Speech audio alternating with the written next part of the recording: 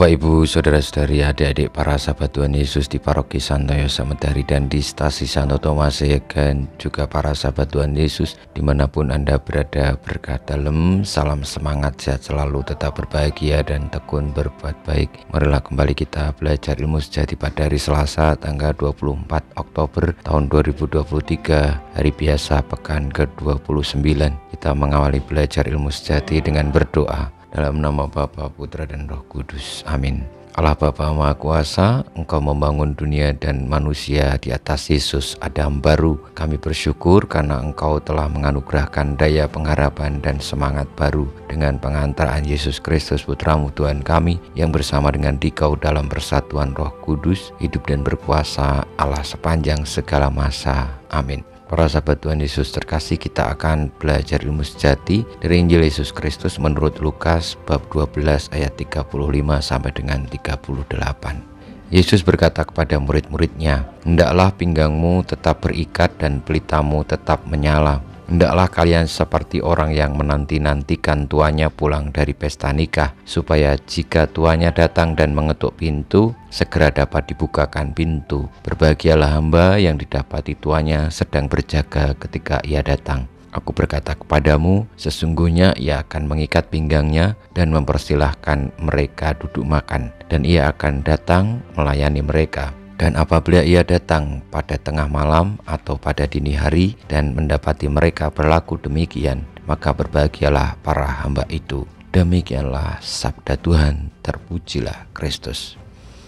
Para sahabat Tuhan Yesus yang terkasih, Tuhan Yesus mengajak para muridnya untuk tetap berjaga-jaga, siap sedia dengan kata-kata, "Hendaklah pinggangmu tetap berikat dan pelitamu tetap menyala." Karena berjaga-jaga, siap sedia adalah suatu keutamaan. Ketika kita hadir di tengah-tengah dunia, kita diberi tugas tanggung jawab perutusan untuk hidup, untuk melaksanakan segala sesuatu yang berkenan di hati Tuhan, yakni terus mengupayakan kebaikan, mengupayakan keselamatan, terlibat di dalam karya penciptaan, karya penebusan keselamatan Tuhan. Dan salah satu keutamaan yang diperlukan untuk keterlibatan itu adalah sikap berjaga-jaga, siap sedia, taat, patuh, setia di dalam melaksanakan kehendak Tuhan. Meski untuk itu kadang-kadang tidak mudah, karena seringkali kita tidak mengerti apa yang akan dan harus kita lakukan. Juga kadang-kadang kita tidak mengerti apa maksud dari semua peristiwa yang kita alami.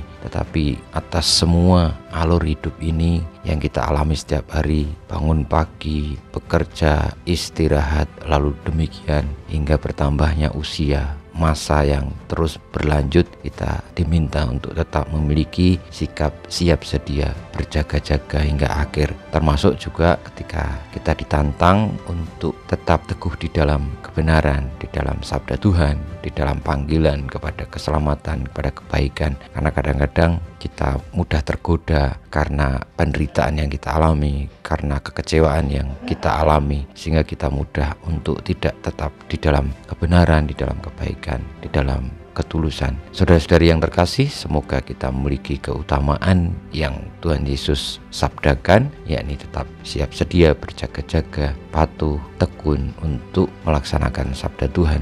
Karena itulah salah satu keutamaan yang menuntun kita kepada kehidupan, kepada keselamatan, tidak hanya di dunia ini, tetapi juga hingga akhir nanti setelah hidup dan pengabdian kita di dunia ini dinyatakan selesai. Kita mohon berkat Tuhan, kemuliaan kepada Bapa dan Putra dan Roh Kudus, seperti pada permulaan, sekarang, selalu, dan panjang segala abad. Amin.